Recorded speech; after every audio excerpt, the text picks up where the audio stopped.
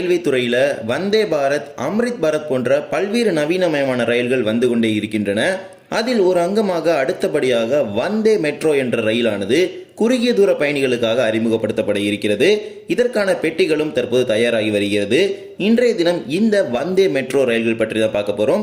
தமிழகத்தில் எந்தெந்த வழித்தடங்கள் தேர்ந்தெடுக்கப்பட்டிருக்கிறது, இவை அனைத்தையும் பற்றி தான் இந்த ஒரு வீடியோல நம்ம டீடைல்டா பார்க்க போறோம். சேனலுக்கு யாராவது புதுசாக வந்தீங்கன்னா மறக்காம சப்ஸ்கிரைப் பண்ணிட்டு பக்கத்தில் இருக்க பெல் ஐகானை போட்டுருங்க. அப்போ நம்ம போடுற ஒரு வீடியோட நோட்டிபிகேஷன் உங்களுக்கு உடனுக்குடன் வரும். வாங்க வீடியோக்குள்ள போகலாம். இந்திய ரயில்வேல பல்வேறு விதமான அதிவேக நவீனமயமான ரயில்கள் வந்து கொண்டே இருக்கின்றன. அதில் ஒன்றான இந்தியாவின் செமி ஸ்பீட் வகையிலான வந்தே பாரத் ரயில்கள் நாடு முழுவதும் பல்வேறு வழித்தடங்கள் இயக்கப்பட்டு வருகிறது. அடுத்த கட்டமாக அம்ரித் பாரத் என்ற ரயில் சேவையானது இந்திய ரயில்வேயில் துவங்கப்பட்டது. தற்போது நாடு முழுவதும் 2 வழித்தடங்களில் தார்பங்காவிலிருந்து டெல்லிக்கும் மால்டாவிலிருந்து பெங்களூருக்கும் என 2 வழித்தடங்கள் இயக்கப்பட்டு வருகிறது. இதில் அடுத்த கட்டமாக குறைவான தூரங்களுக்கு பயணிக்கும் பயணிகளின் சௌகரியத்திற்காக வந்தே மெட்ரோ என்ற ரயிலானது அறிமுகப்படுத்தப்பட இருக்கிறது. 100 முதல் 250 கிலோமீட்டர் தூரத்திற்கு இடைப்பட்டுள்ள பகுதியில் தான் இந்த வந்தே மெட்ரோ ரயில்களை அறிமுகப்படுத்துவதற்கு இந்திய ரயில்வேயானது திட்டமிட்டிருக்கிறது. இதற்கான முதல் பெட்டிகளானது RCF என்று அழைக்கப்படும் ரயில் கோச் ஃபேக்டரி கபூர்தலா, பஞ்சாபில் அமைந்திருக்கக்கூடிய இந்த ரயில் கோச் ஃபேக்டரியில தான் இதற்கான முதல் 4 பெட்டிகள் தயாராகி இருக்கிறது. முதற்கட்டமாக ஏப்ரல் 2024 இந்த 4 பெட்டிகள் தயார் செய்யப்பட்டிருக்கிறது. அடுத்த கட்டமாக அதற்கான முழு பெட்டிகள் தயார் செய்யும் பணிகளானது தற்போது நடைபெற்று வருகிறது. இந்த வந்தே மெட்ரோ ரயில்களை பொறுத்த வரைக்கும் 16 பெட்டிகளை கொண்ட முழுவதும் ஏசி ரயில்களாகும். இதுல நான் ஏசி பெட்டிகள் அந்த மாதிரி எதுவுமே வராது. இந்த வந்தே மெட்ரோ ரயில்களை பொறுத்த வரைக்கும் முழுவதும் ஏசி ரயில்களாகும். மேக்ஸிமம் ஸ்பீடா 130 கிலோமீட்டர் வேகத்தில் இந்த ரயில்கள் இயங்கும். இந்த ரயில்களில் ஒரு பெட்டியிலும் 280 பயணிகள் பயணம் செய்ய முடியும். அதில் 100 பயணிகள் அமர்ந்தும் 180 பயணிகள் நின்று கொண்டும் இந்த ரயில்களில் பயணம் செய்ய முடியும். இது ஒரு முன்பதிவில்லாத கேட்டகரி ட்ரெயினா தான் வரும்னு நம்ம பெரிதும் எதிர்பார்க்கலாம்.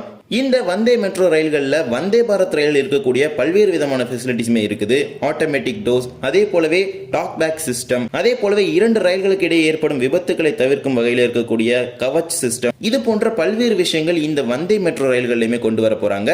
பகல் நேரத்தில் பயணம் செய்யக்கூடிய இன்டர் சிட்டி பயணிகளுக்காக இது வர இருக்கிறது. ஒரு முக்கியமான நகரங்கள்ல இருந்து குறிப்பிடப்பட்ட நகரங்களுக்கு போறதுக்கான ஒரு பகல் நேர ரயிலாக தான் இது வர இருக்கிறது.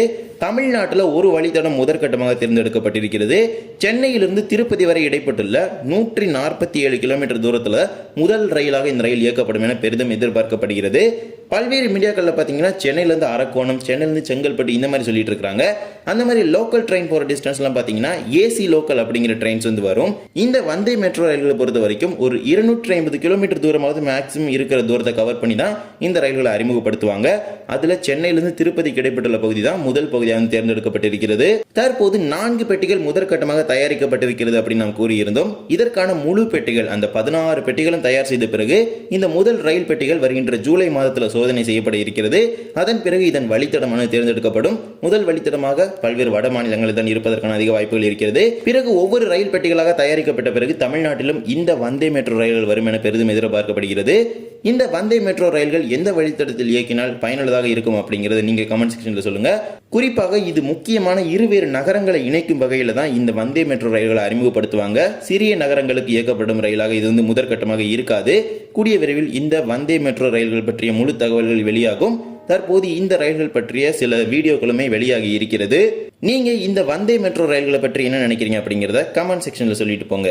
இந்த ஒரு வீடியோவில் தான் இந்த வீடியோ பிடிச்சிருந்தா மறக்காம like and share and subscribe பண்ணிட்டு பக்கத்தில் இருக்க பெல் ஐகானை போட்டுருங்க. அப்போ நம்ம போடுற ஒவ்வொரு வீடியோட நோட்டிஃபிகேஷன் உங்களுக்கு உடனுக்குடன் வரும். இன்னொரு வீடியோ சந்திக்கலாம். தேங்க்ஸ் ஃபார் வாட்சிங்.